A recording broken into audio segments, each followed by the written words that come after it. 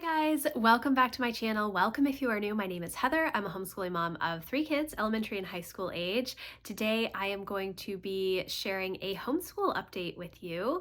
If you're not subscribed, I would love for you to hit the subscribe button and the notification bell so you're notified of all of my future videos. And if you'd like more help and encouragement around homeschooling and goals, I would love for you to come check out my membership community. That link is always in the description box. So let's get into it. Okay guys, we are only a few weeks into the new homeschool year. I know it is so early. I'm sure that a lot of you have not even started homeschooling yet.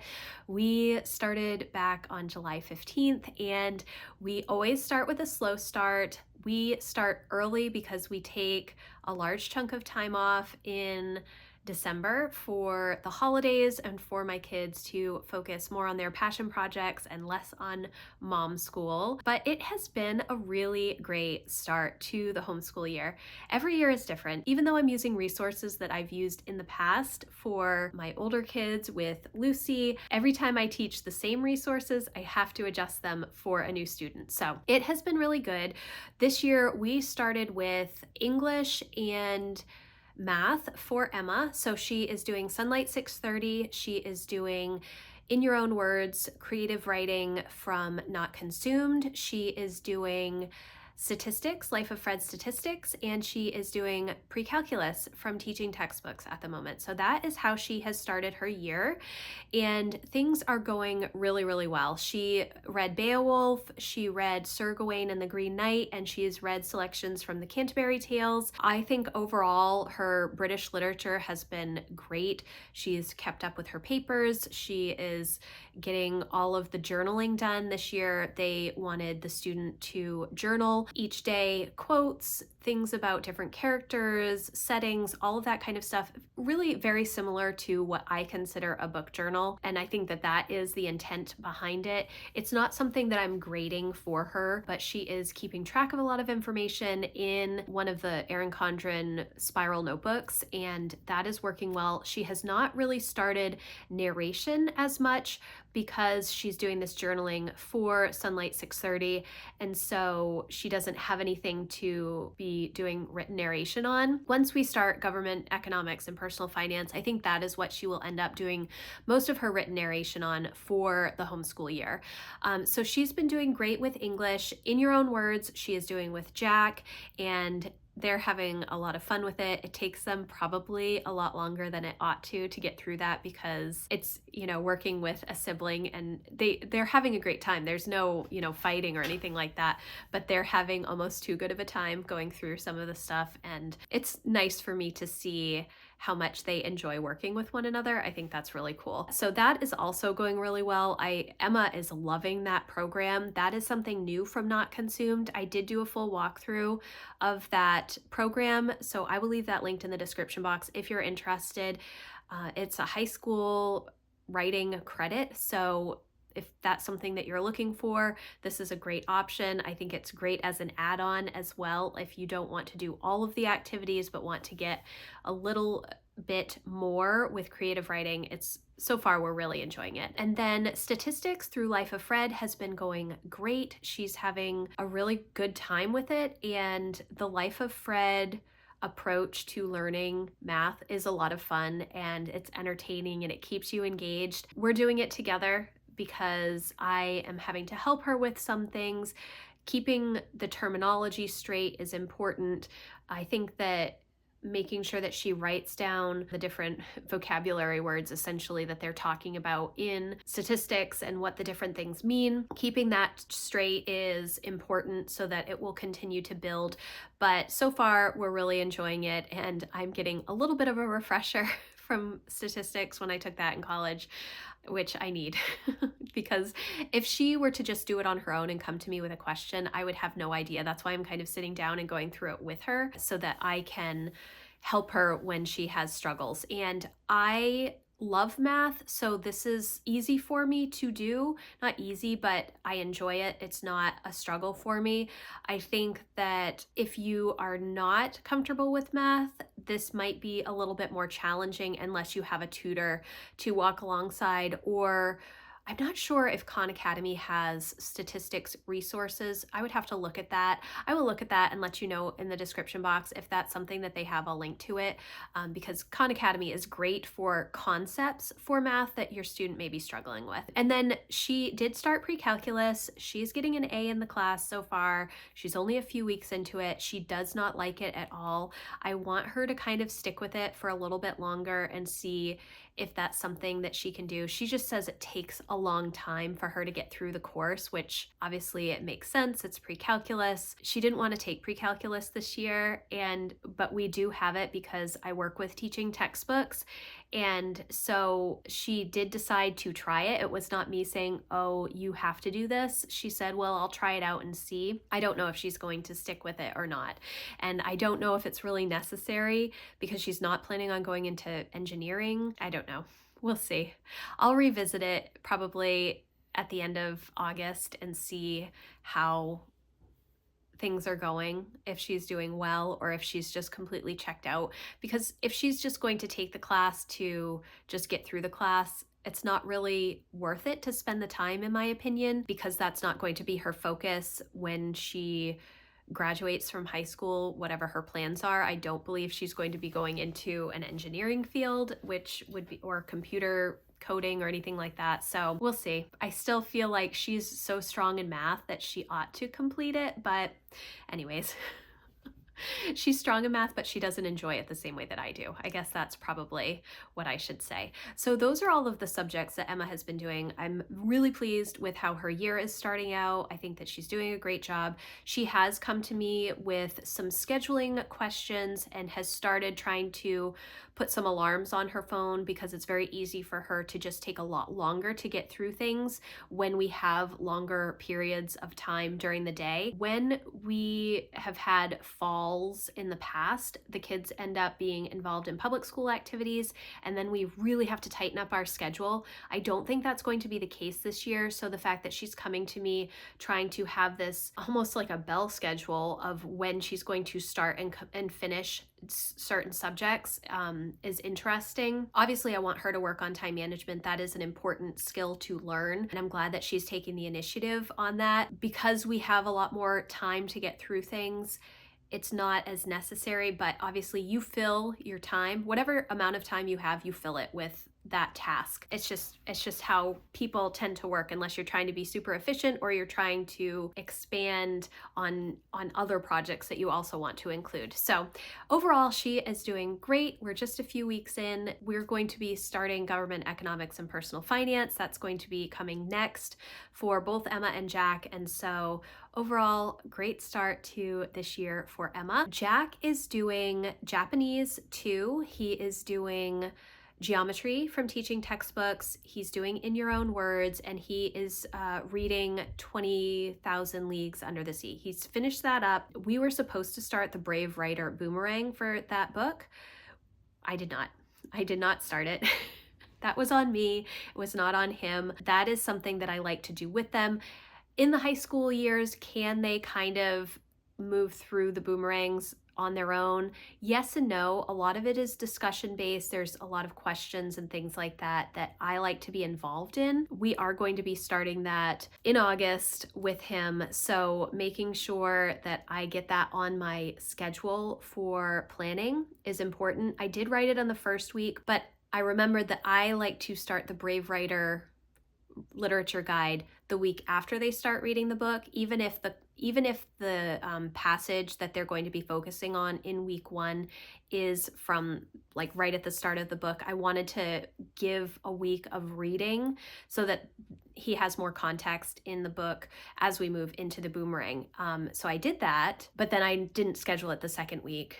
And then once we got to the third week, I was like, well, we're going to be taking a week off, and so I don't need to necessarily start it now, so we're going to start it later. Anyways, that is going to be starting with his government economics and personal finance course.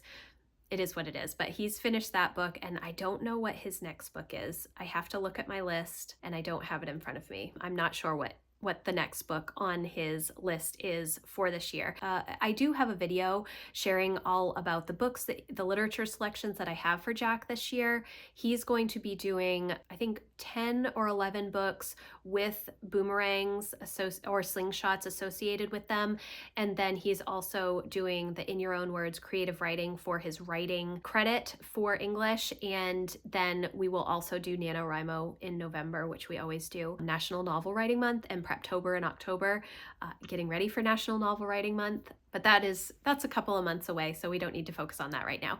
So overall, he's been doing great. He's doing great in geometry. He has an A. He's really math-minded. He doesn't enjoy it, but he knows that he has to do it for his chosen field, which is computer science. We've not started any of his computer science work yet, mainly just focusing on Japanese, English, and math to start the year. Japanese, he's also doing a great job. It's not something that I can really help him with, but he is moving through the video lessons and the workbook really well, and he kind of summarizes what he's learning for me, so I have an understanding of what he's working on and kind of can relate it to Spanish, which is what I'm used to and what Emma took. So overall, both my high schoolers, they're doing a great job. I'm keeping track of their books. I'm keeping up with all of their writing projects that they've had. So I'm feeling really good about how things are going.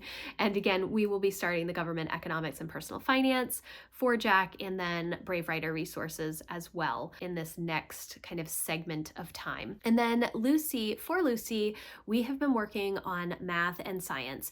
And for math, we were finishing up book 3B from Singapore Primary US Edition. I always get that confused, which there is no difference between that and the Standards Singapore Edition. The only thing that is added into the US Edition is US measurements and money units. But otherwise, it is the exact same Singapore program. It's not the Dimensions program, which is different, and it's taught a little bit differently, but I have used Singapore with all of my kids. I really like the focus on mental math. I really like the process that they go through. It makes sense to me as a math-minded person. So that has been what we've used. Lucy is not the same as Emma and Jack in that she does not enjoy math at all. Emma and Jack loved math right through 6th grade with Singapore and did great with it. Lucy does well, but she has definitely slowed down a lot and has just not enjoyed it as much. She asked in the second week of school if she could do teaching textbooks. And so she is doing teaching textbooks 5 right now. She's a few weeks into it. She's doing a great job with it. She really enjoys it. All of the stickers and the animations and those things are fun for her. And she's been doing a great job. And I'm really pleased that it's something that she's asking to do. I do still have Singapore 4A, it's over there, those blue books, and 4B that I want to go through with her, but I am going to wait until September, I think, to start those books with her, and then I am going to really reduce the number of problems that she's doing in those books. I still want her to go through it. I don't know how that's going to translate for her, but I do want to still continue working through the Singapore program because I find so much value in the mental math portion of it. We do need to work on the speed of her recall for math facts, but I think that's pretty common in the 4th and 5th grade, just making sure that you have those math facts super fast, and we use extramath.org for that. It's not a flashy program, but it's a program that works quite well. So math is going really well for her. And then the other portion of our start is science. And I've been trying to do a science intensive summer. I have the survival unit study from the Waldock Way, as well as a lot of other free summer science type units that I've gotten from the Waldock Way, as well as, well, I don't know if you can see those books. They're the Usborne Young Science series activities. I've had all of those books for years because we use them with both Emma and Jack.